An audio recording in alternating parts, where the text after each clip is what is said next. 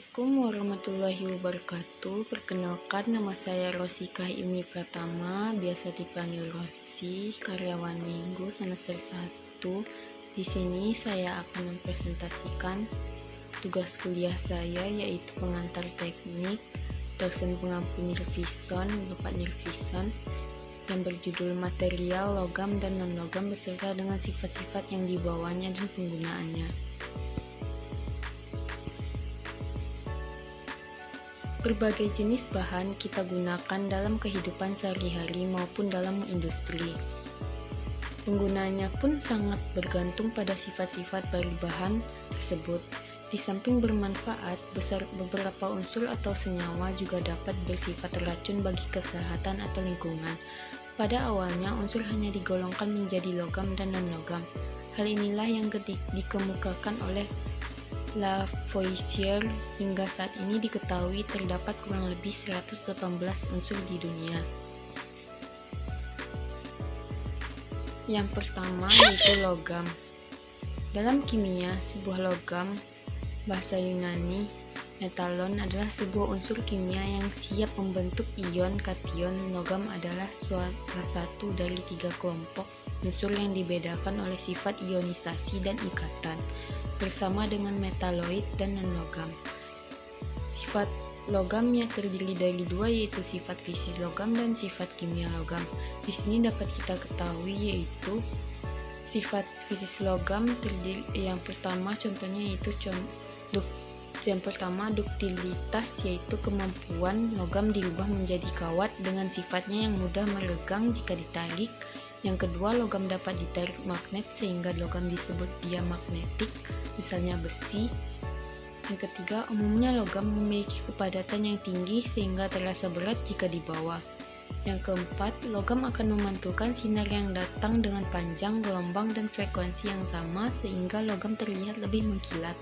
Yang kelima, logam juga dapat menghantarkan listrik karena elektronnya terdelokalisasi bebas bergerak di seluruh bagian struktur atom. Tembaga sering dipakai dalam pembuatan kawat penghantar listrik. Yang kedua yaitu sifat kimia logam. Sifat kimia logam contohnya itu logam memiliki energi ionisasi yang rendah, oleh karena itu logam cenderung melepaskan elektronnya dengan mudah. Yang kedua, umumnya logam cenderung memiliki titik leleh, titik didih yang tinggi karena kekuatan ikatan logam. Yang ketiga, logam memiliki 1-3 elektron dalam kulit terluar dari atom-atomnya. Selanjutnya, non-logam. Non-logam adalah kelompok unsur kimia yang bersifat elektronegatif, yaitu lebih mudah menarik elektron valensi dari atom lain daripada melepaskannya. Contoh unsur-unsur non-logam: gas mulia, halogen, hidrogen, karbon, nitrogen, dan lain sebagainya. Non-logam juga memiliki sifat fisis dan sifat kimia. Yang pertama yaitu sifat fisis non-logam. Contohnya yang pertama, non-logam tidak dapat memantulkan sinar yang datang sehingga non-logam tidak dapat terlihat mengkilat. Yang kedua, non-logam tidak dapat menghantarkan panas dan listrik sehingga disebut sebagai isolator. Yang ketiga, non-logam sangat rapuh sehingga tidak dapat ditarik menjadi kabel atau ditempa menjadi lembaran. Yang keempat, densitas atau kepadatannya pun relatif rendah sehingga terasa ringan jika dibawa dan tidak bersifat diamagnetik atau dapat ditarik magnet. Yang kelima, non-logam berupa padatan, cairan, dan gas pada suhu kamar. Contohnya padatan karbon, cairan boromin, dan gas hidrogen. Yang kedua yaitu sifat kimia logam, terdiri dari yang pertama, jika dilihat dari konfigurasi elektronnya, unsur-unsur non-logam cenderung menangkap elektronnya karena memiliki energi ionisasi yang besar untuk membentuk anion. Yang kedua, umumnya unsur non-logam memiliki titik leleh dan titik didih yang relatif rendah jika dibandingkan dengan unsur logam. Yang ketiga, non-logam memiliki 4-8 elektron dalam kulit terluar dari atom-atomnya. Yang keempat, non-logam yang bereaksi dengan logam akan membentuk garam. Selanjutnya, di sini juga kita menjelaskan yaitu penggunaan logam dan non-logam. Penggunaan logam dan non-logam. Yang pertama, logam. Umumnya logam bermanfaat bagi manusia karena penggunaannya di bidang industri, pertanian, dan kedokteran. Pada industri angkasa luar dan profesi kedokteran dibutuhkan bahan yang kuat, tahan karat, dan bersifat non-neritin seperti alloy titanium. Biasanya logam digunakan di berbagai pabrik makanan dan sebagainya. Yang kedua yaitu non-logam. Non-logam contohnya belerang.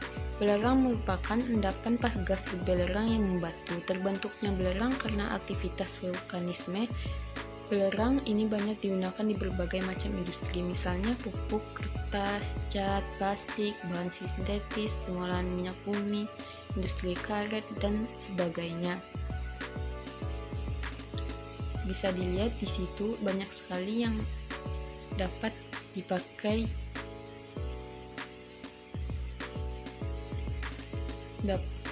di situ dapat dilihat belerang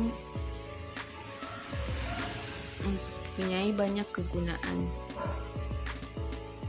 Selanjutnya yaitu 3 metode pengujian logam dan non-logam. Yang pertama, destructive test. Destructive test adalah metode pengujian logam dengan menimbulkan kerusakan logam yang sedang diuji. Tujuan dalam metode pengujian logam satu ini adalah untuk mengetahui ketahanan hardness test suatu material dengan dirusak menggunakan alat uji atau mesin uji melalui cara ditekan, ditarik, dan dilengkapkan sehingga materi yang dirusak dapat diketahui kualitasnya. Yang kedua yaitu non-destructive test. Dan non-destructive test merupakan metode pengujian logam yang bertujuan untuk mengetahui apakah material logam yang diuji masih aman dan tidak melewati batas kerusakan. Yang ketiga yaitu metalografi. Yang metalografi mempelajari struktur mikro, topografi logam, fasa logam, ukuran butir logam, distribusi logam, serta sifat logam. Metalografi dilakukan dengan dua cara, yaitu lewat pengujian makro dan pengujian mikro. Pengujian makro dilakukan lewat mata terbuka, yaitu dengan mengetahui celah atau lubang pada permukaan. Sedangkan pengujian mikro harus menggunakan mikroskop elektron karena material logam yang diuji termasuk dalam golongan yang halus. Sekian dari presentasi saya, mohon maaf atas kekurangannya. Assalamualaikum warahmatullahi wabarakatuh.